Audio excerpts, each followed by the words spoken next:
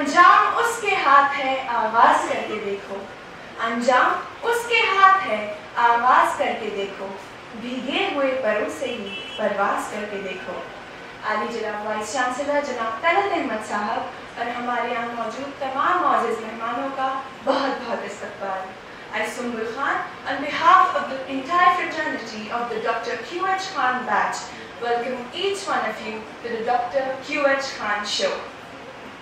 The Dr. Q.H. Khan Show is based on the achievements of our institute, the Dr. Q.H. Khan 6-hour batch, which provides 100% result to provide the entrance exam of Jamia Millia Islamia. हजारों लोग, हजारों बच्चे दिल्ली का रुख करते हैं जामिया को एक ख्वाब बनाकर, और इस ख्वाब को हकीकत में बदलने का हुनर रखते हैं डॉक्टर क्यू.एच. खान बैच के डायरेक्टर जनाब रिजवान खान साहब और उनकी फैकल्टी। आज की बात की शुरुआत में इस शेर से करना चाहूँगी। नजर नजर में उतरना कमाल होता है, नफ्स नफ्स में बिखरना कमाल होता है। नजर नजर में उतरना कमाल होता है, नफ्स नफ्स में बिखरना कमाल होता है। बुलंदियों पर पहुंचना कोई कमाल नहीं, बुलंदियों पर ठहरना कमाल होता है। मैंने ये शेर इसलिए कहा क्योंकि कोई भी तालीमी इदारा जो अपने आप में इतनी खुसूसियत रखता हो, आज तक उस मकाम पर ऐसे ही नहीं खड़ा है। Jamia Millia Islamia, an institution originally established at Aligarh in United Provinces 1920, became a central university in India. The very known freedom fighter and Muslim theologian Maulana Mahmud Hassan laid the foundation stone of Jamia Millia Islamia.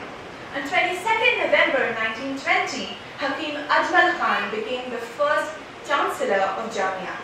Maulana Muhammad Ali Jauhar became the first Vice Chancellor of Jamia Millia Islamia. Jamia has flourished from the times of crisis to the times of achievements with the help of people like our present Vice Chancellor, Professor Talat Ahmad Sahab.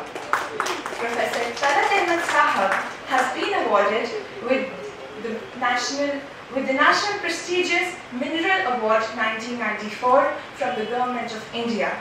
He has also been awarded with Maulana Muhammad Ali Jauhar Award on 10th December 2014 by the Maulana Muhammad Ali Jauhar Academy, New Delhi.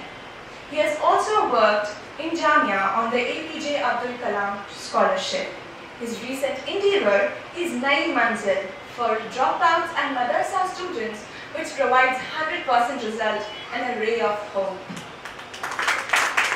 His ideology basically is to provide placement as well as encourage entrepreneurship. He has really inspired all of us to be in that institution and to be at success. Now, as I conclude my speech, I would like to dedicate the poetic verse to all the students of aspiring Jamia. बारे दुनिया में रहो गमज़दा या शाद रहो, बारे दुनिया में रहो गमज़दा या शाद रहो, ऐसा कुछ करके चलो यहाँ कि बहुत याद रहो।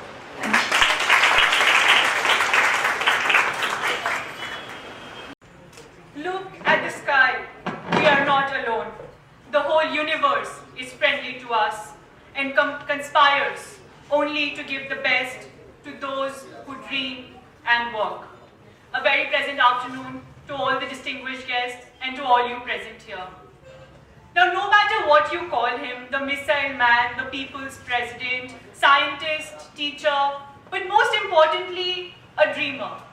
A simple boy who starts out selling newspapers in the neighborhood at the age of 8. A young man who wanted to become a fighter pilot, but secured the 9th position when there were just 8 slots open in the selection for Indian Air Force. Our president, who then went on to receive doctorates from 48 universities. A man who served as the chief scientific advisor to the Prime Minister, who received Bharat Ratna, who then became our 11th president. But all of us here already know about the great deeds of Dr. Kalam, what he did for us, for our country, our society, our nation. But what we don't know are the little things about Sir that made him truly great. His nuances, his humanity, his humility. The fact that he once refused to put glasses on a building because he was concerned it would be harmful for birds, the fact that he didn't even own a television set. I remember I was in 8th grade when I read his book Ignited Minds, which has since then been my go-to book for every time I have ever felt dismayed. Dr. Kalam, with his words, has always had the power to lift a person up. A small aim is a crime, and with these words, Sir urges us to dream to be the greatest on earth. He has never failed to inspire, all his life and now in death too. Today's event being a prime example of how his name is a beacon of hope, power, and all that is good on this earth. All I am capable of doing now is showing my utmost gratitude to the person he was and the person he shall always remain in our hearts and in our memories. Thank you.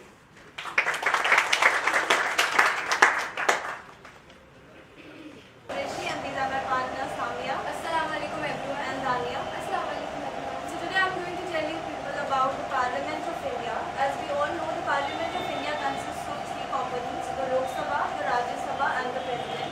Now, starting with the basic differences between the Lok Sabha and the Rajya Sabha. The Lok Sabha is also known as Lower House or People's House, whereas Rajya Sabha is known as Upper House, Permanent House, State Council, or House of Elders. The minimum age to be the member of Lok Sabha is 25 years, and it is for a tenure of 5 years, whereas for Rajya Sabha the minimum age is 30 years for a tenure of 6 years.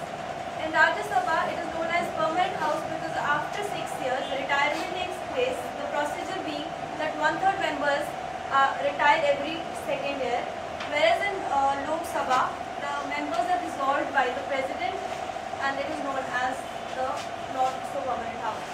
So in Lok Sabha, the money bill is introduced, whereas in Rajya Sabha, the money bill is not introduced. 2 Anglo-Indians are nominated by the President in the Lok Sabha, whereas 12 members are nominated in the Rajya Sabha.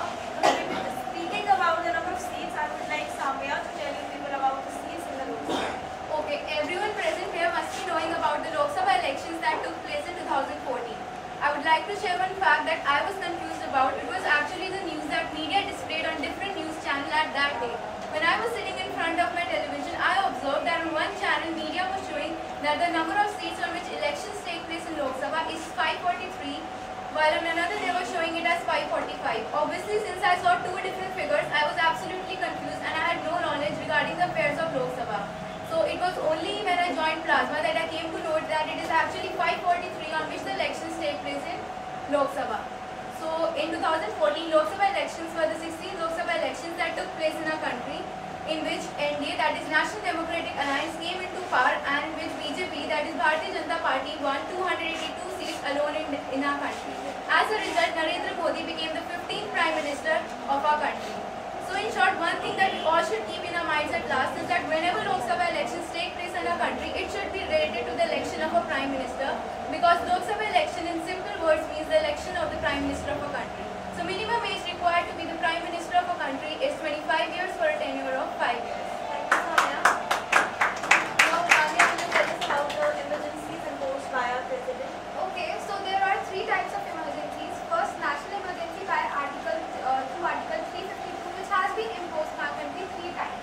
First, in 1962 during Indo-China War, then in 1971 during Indo-Pak War, and in 1975 due to internal disturbance in the country. Now talking about state emergency through Article 356, which is also called President Rule. It has been imposed almost in every state except Telangana. Recently, it has been imposed in Uttarakhand, Delhi, which is the capital, and also the Union Territory. Under when President Rule, when Arvind Kejriwal resigned from his post after 49 days of coming into power. But luck was so in his favor that he got full support and won 67 out of 70 seats. Now I would like to tell you a bit more about Delhi. That in Delhi, policing power is in the hands of centre. Now talking about financial emergency through Article 360. Such an emergency has not been imposed till date, but it could have been imposed during demonetization due to internal disturbance in the country and financial